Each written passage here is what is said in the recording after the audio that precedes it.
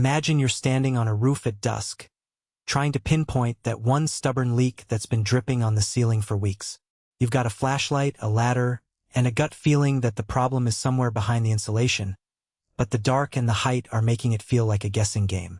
That's the exact moment I wish I'd had a thermal camera that was simple enough to fire up in seconds and gave me a clear picture of where the heat was escaping.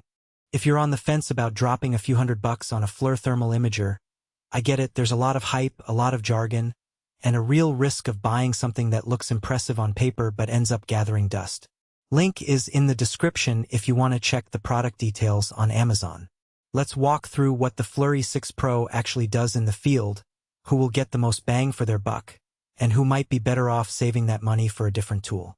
First off, the category itself, thermal imaging cameras, has moved from specialist labs into the hands of contractors, electricians, and even hobbyists who want to see the invisible. The main questions people ask before buying are, will it actually help me find problems faster? Is it easy enough that I don't need a month of training? And will the battery last through a full day of inspections? The E6 Pro positions itself as a middle ground device. Higher resolution than entry-level models, Wi-Fi connectivity for instant sharing, and a cloud platform called FLIR Ignite that promises organized data. Those are the selling points, but the real test is how they translate when you're climbing ladders, crawling under panels, or just trying to spot a cold spot on a wall. Ease of use is probably the most critical factor for anyone who isn't a full-time thermal specialist. When you power up the E6 Pro, the first thing you notice is the streamlined startup. The camera boots in under 10 seconds, and the main screen immediately shows the live thermal image with a few intuitive overlays: temperature scale, spot meter, and a color palette picker. You don't have to dig through endless menus to change settings. A quick tap brings up the most common adjustments. In my own tests, I was able to switch between the Ironball palette for a high-contrast view and the Rainbow palette for a more nuanced temperature gradient in under a second. That kind of speed matters when you're on a job site and need to move from one area to the next without fiddling with complex submenus. Autofocus on a thermal camera can feel a bit like trying to get a DSLR to focus in total darkness. If the sensor doesn't have a visible light assist, you rely on contrast. The E6 Pro uses a fixed focus lens that's optimized for typical indoor and outdoor distances, roughly 0.5 m to infinity. In practice, that means you can point and shoot without worrying about manual focus knobs, which is a relief for beginners. However, if you're trying to capture very small details like a microcrack in a circuit board, the fixed focus can limit you. In those niche cases, a higher-end model with adjustable focus might be worth the extra cost. Low-light behavior is where thermal imaging shines, literally.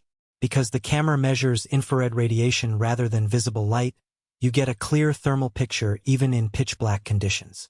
I tested the E6 Pro on a completely dark warehouse floor, and it still rendered temperature differences down to 0.1 C. The real advantage shows up when you combine that with the Wi-Fi module.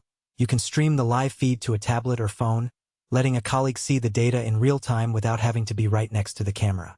That's a huge time saver for team inspections where you need to document findings on the spot. Stabilization isn't a headline feature on this model, but the built-in sensor does a decent job of smoothing out minor handshake. When I held the camera for an extended period while walking along a roof ridge, the image remained steady enough that I could still read spot meter temperatures without the picture jittering too much. It's not a gimbal, so if you need rock-steady footage for a professional video production, you'll want an external stabilizer. For most inspection scenarios, though, the built-in stabilization is sufficient. One of the unique selling points of the E6 Pro is the FLIR Ignite cloud ecosystem. After you capture an image, you can press a button to upload it straight to the cloud via Wi-Fi, where it's automatically tagged with GPS coordinates, date, and time. The platform then lets you organize images into projects, add notes, and share links with clients. In my own workflow, that feature saved me from the tedious process of downloading files to a laptop, renaming them, and then sending them via email.